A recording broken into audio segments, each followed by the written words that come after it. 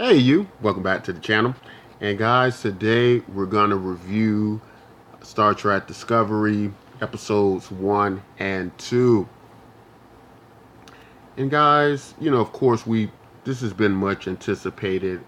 And I just want to say this will be a review with spoilers. So if you haven't seen it yet, uh, go ahead, watch the first two episodes, come back here, and so we can, talk about this a little bit in depth, cover some of the spoilers, cover some of the important parts of the episodes.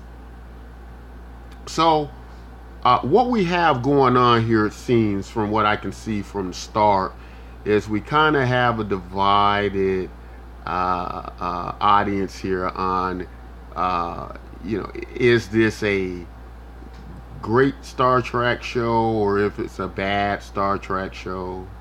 And the problem so far with me has been I don't think it's a great Star Trek show. I don't think it's a bad Star Trek show. But I do think it's a good Star Trek show. But under the circumstances, I think with what's been going on with Star Trek Discovery, with it only being accessible in North America on a streaming service that you have to pay for, with it being so vastly different in many respects, from the core Star Trek audience or what we're accustomed to seeing, I think it really needed to be great to be able to command that $10 a month or whatever the amount is going to be to pay for this show every month. And so that is what I'm concerned about. But if this was on like regular TV or if it was on Netflix, something that already has many shows on there, so that you're paying for that, and you're also getting this as a bonus. Yeah, absolutely, I would say that Star Trek Discovery was definitely worth it. But in considering all that, I think that there was some things that could have been a lot different. Could have maybe went a lot better. I think it's things they probably could have done better. With what they're asking of Star Trek fans and TV viewers right now, because they're basically asking TV viewers, especially people who might be interested in Star Trek but aren't hardcore Star Trek fans. If you're trying to get a new audience of people, I don't think, this might be the best way to get them. I think with a move like this, you wanted to pull in all the loyal existing Star Trek fans, and I don't think they've quite achieved that. They're saying give it a chance. Now again, guys, I was excited about this show. I felt the visuals were awesome. I feel like this is on par with all the J.J. Abrams films we've seen. In some respects, maybe even better, slightly better than some. With the story and the visuals and just basically the story where I see this going. But again, for the particular situation the Star Trek franchise is in with CBS All Access, and changing the look of Star Trek so dramatically, I think definitely it's going to have to get a lot better. But again, still thought it was a good show. I want to say this too. A lot of hardcore Star Trek fans, Trekkies, if you grew up, in the during the '90s and you were watching a lot of Next Generation, and even people before that who were Star Trek fans from the beginning and had to make that transition from the Star Trek we knew, the original series, to the Next Generation. A lot of people forget that Star Trek The Next Generation had a very bumpy start, and it got a lot of criticism from a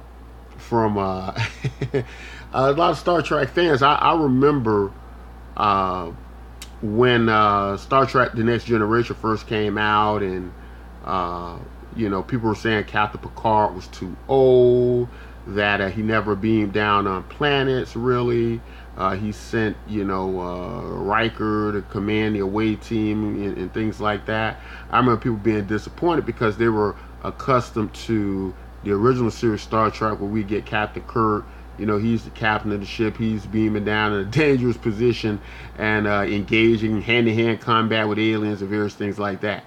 And so a lot of people were disappointed with that. It took a while for some fans to really start to accept the next generation. It took at least a season or two, before the next generation, I think, really started to gain its legs, gain traction with overall Star Trek fans. But it was a bumpy start in the beginning. Although Star Trek: The Next Generation probably made a lot more sense, in the setup of how officers in a Federation or a naval situation would engage enemies. You wouldn't send your your commanding officers on every mission to do hand-to-hand combat with aliens. That wouldn't be very wise. But it took a while for the next generation to gain its footing. So I think Star Trek Discovery is asking for that of us as well. That give it a few more episodes, because I did think it was well done. I think the problem is, with a legacy as great as Star Trek,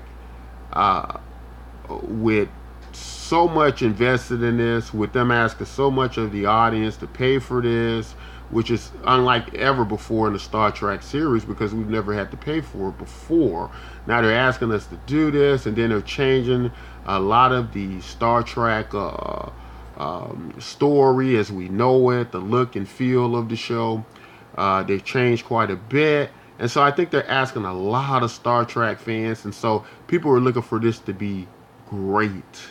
And at this point, it's not great, but it is a very good show. Stunning visuals. And I'm liking the story. I like the mood of the show. I think that's another problem with Star Trek fans, is that, we're used to seeing Star Trek series where every episode is not part of one story, that it's, its own standalone episodes from, it's not one continuous story like this is going to be, where we're following one action or one character in one particular episode, and it's going to resonate throughout the entire season, episode by episode. But, we're used to seeing where it might be a big standoff with Romulans or Klingons. Then the next episode, there's somewhere we're playing with troubles or tribbles, or they're, on shore leave someplace, and it's very light. It's very light episode. Not this wartime build up, life-threatening situation moment by moment like what we got here. So that's going to be a problem to a lot of people, especially people who grew up like I did watching Star Trek, who could watch it with their family. Now it's on a streaming service that, aren't, going to be held directly, by the FCC. Is going to be able to get away with a lot more stuff. So that's going to change the feel of the show a lot. But anyway, let's talk about, just some stuff that happened in the show. What I thought was good, where I thought they probably fumbled the ball, and maybe going forward what I hope we'll get. So we got a lot with Sarek, which I thought was good. He was part of the original, story, so we get somebody tied to that directly. And of course, we know that Commander Michael Burnham, played by Sonequa Martin-Green, who we know from The Walking Dead fame, she is his ward, basically his adopted daughter, Spock's sister, and she's basically psychologically a Vulcan, right? She's human, but she's been raised like a Vulcan. She's attended the Vulcan scientific academies and things like that. And so she's kind of this child of both worlds, and we get to see her introduction to Captain Georgina, the captain of the Shenzhou, played by Michelle Yeoh. And we get to see how Michelle Yeoh takes her on board as her first officer, and how she's really trying to take off the Vulcan edge, get her back to being human, and things like that. And so they've built up this relationship over the last several years this way. But of course, on an away mission, like we got in the trailers and the previews, we get to see her, Captain Georgina, talking to Commander Burnham about getting her own command, as we saw in the trailers, and a lot about, the trusting of the self, and where logic fits in, and where, basically seemed to be kind of prepping her to really consider getting her own command, moving on, and things like that. Amongst that mission, they discover this like anomaly in space, and she wants to investigate it. Only to find out this is actually a Klingon burial ship, right? And that the Klingons have been planning to basically try to take back their glory, reclaim space, not be contained by the Federation and things like that. And I really enjoy what was going on with the Klingons. Now, some complaints about the Klingons have been that they, the look of the Klingons, right? We've always had that issue. Now, what I had said in earlier reviews was that making Klingons look more alien than, because what happens sometimes, I found in a lot of science fiction shows, is you start off with a character that is very alien looking, because you're trying to point out that this is another species. But over time, as this character develops more personality, they start to make these characters look more and more human, almost to the point where they got very little alien look at all to them, and they're almost like, just totally human with a ridge on their nose or in their forehead. And so I said, okay, it'll be great, we're getting something totally alien. But the problem I did have with these Klingons in the show, and I think that I can't, with the budget spent, with the amount of money they spent, I'm very surprised they missed the ball on this, because I felt like what they should have done is, with the Klingons makeup, the way the prostheses and various things were, created and put around them, you could tell they could very, very hardly move their facial features. It almost looks like they were just covered with a mask. And to me, what would have been a much better option for Klingons. I was fine with them not having hair, because with the hair, I always felt the hair made Klingons look a lot more human. But I thought that the reboot, Star Trek Into the Darkness, the Klingons that they encountered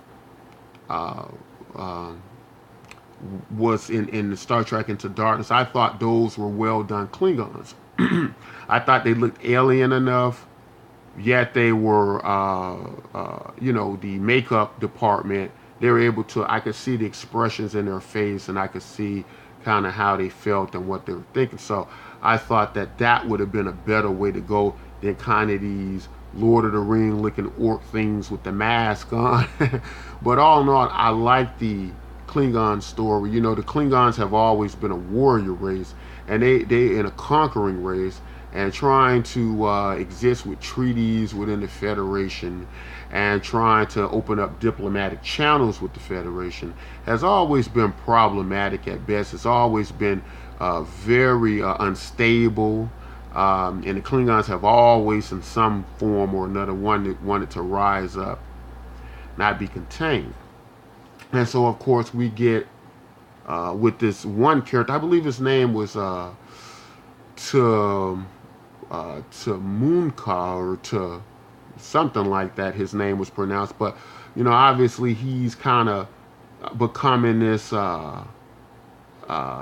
uniter of the Klingon empire, and he's kind of seemingly has been an outcast himself, but he's able to rally enough Klingons behind him to basically go out and start to, I guess, expand their space, start to conquer more territory. And they're already at the edge of Federation space, but they're right on that line, and they're pushing that line a little bit, further. So in that, we get our story, but we also got, Commander Burnham, who basically consults with Sarah, because on her, as we got to see, investigation of this anomaly in space, she discovers that it is Klingons, and Klingons, attack her, and she defends herself. She actually ends up killing one, but of course, that's going to lead to war. And so now, you're basically, at war. And so, through Sarek, she understands how the Klingons are going to respond, that the Klingons are just going to attack them, which they do. And Sarek allows her to, she asks Sarek, as we got to see, how did the Vulcans deal with the Klingons so well? And he finally explains to her, we just shot first, ask questions later, because this is how you get respect from Klingons. This is the only thing they understand. This is how they, their culture communicates, how you can communicate messages to them. So, of course, Commander Burnham wants to try that with the Federation. The Federation policy is not to fire upon anybody first under any circumstances. So she's caught in this bind where she ends up mutinying the ship. Now, the only issue I had with that was with so much logic, Commander Burnham had from, and being human, and then the wisdom I kind of got from Captain Georgina's character. I could have seen something like this with Captain Kirk's crew or with other crews throughout the Star Trek series going a bit different, It just felt kind of weird to me that the relationship with Commander Burnham and Captain Georgina was so, after 7 years at least, it seemed like it was a pretty close, good relationship.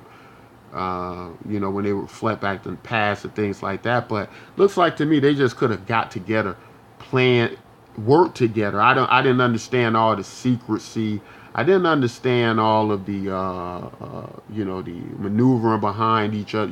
How the commander would maneuver behind her back. Looks like she could have just came clean with all the information. Said, no matter what you do, Captain, based on the Vulcan intelligence that we have, they're going to kill us, basically, and it's not going to do any good because we're not going to communicate message to them. It's not going to stop the war. They're going to continue the expansion. However this goes, we're going to have a war. So I would have thought a close crew working together would either decided to mutiny all together to be insurrectionists against the Federation, to fight the Klingons, knowing this, and hopefully sacrifice themselves, demanding respect from the Federation, or they would have concocted some plan. I would have just thought it would have went back. Then instead, we get all this stuff happening behind people's back, who's I'm guessing have trusted themselves for nearly a decade, trust each other for nearly a decade, and so we get our show. We get her where she's she ends up basically thrown in the brig. And is later released, because of safety protocols, as they're being attacked, and their fleet's nearly destroyed. But they come up with a plan, as we saw, to deliver a bomb while dead bodies are being extracted by the Klingon after they've won the engagement. Obviously because Klingons value their dead. So we get them going aboard the ship. They're sneaking aboard the Klingon flagship, killing Tumakva, or the Klingon uniter there, and Captain Georgina dying in the process. And so, obviously that's a emotional turning point for Sonequa Martin, or rather Commander Burnham's character, but she ends up in the brig. So, you know, uh, like I was saying, guys, this is a good show. It is a good show. Some people feel it's a good show, but it's not a Star Trek show. The Star Trek community, in a good sense, feels divided. They feel it's a bad Star Trek show. But, um, as I had been saying earlier, whereas many of these things may, from each different perspective, may be true, depend on the watcher. I can only say at this point that again, Star Trek Generation, it had a rocky start in its first transition from the original series to the next generation. It took a few seasons for a lot of Star Trek fans to really accept it and to get into it. But also with a streaming service, they're able to tell a different story. Uh, they're going to be able to do a lot of stuff, with the FCC rules, and I guess what it's also the time of the audience. You're looking at the 1960s, you're looking at the 80s, the 90s, looking at the early 2000s, and then you get into the decade of beyond 2010, which we're in now, this decade, and you all got these various different audiences. We got an audience now that the type of programming that's on the bar for television now, shows like Game of Thrones, Westworld, things like that. And so Star Trek has to compete in a very sophisticated, more complicated TV universe now. Whereas, 80s TV, 90s TV, simpler times, different stories.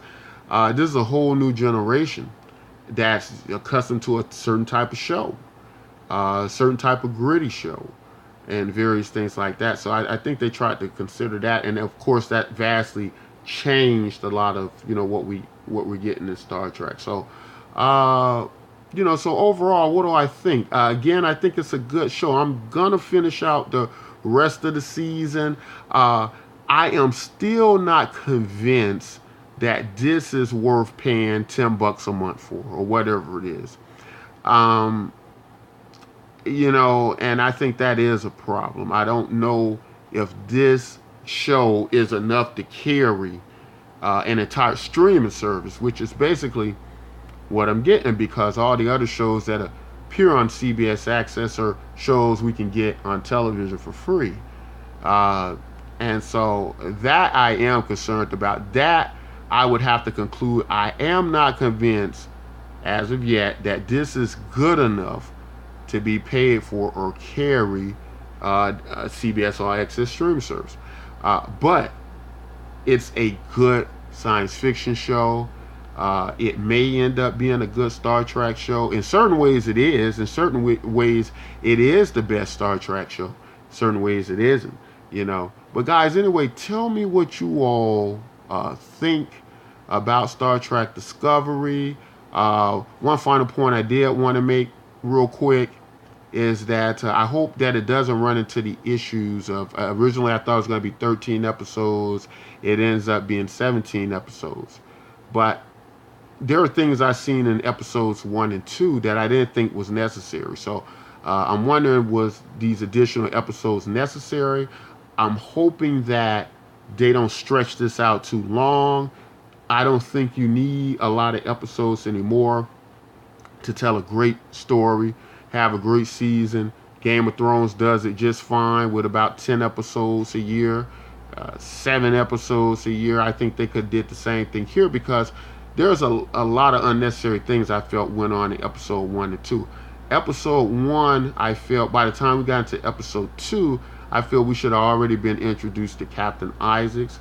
I believe we should have already been on the Star Trek Discovery. And what we get in the episode 3 trailer is many things that I think we should have already seen in the first 2 episodes. So I just hope that they're not gonna stretch this out, do a lot of unnecessary things, because there were very great visuals. There was a lot of great story from the Klingons and some of Commander Burnham's story that I thought could have just covered that pretty well, moved on to the Discovery and things like that. Didn't do that. But anyway, guys, tell me what you think. I know the Star Trek community is somewhat divided on this. Tell me if you're going to stick around. Tell me if you think it's worth paying for on CBS All Access.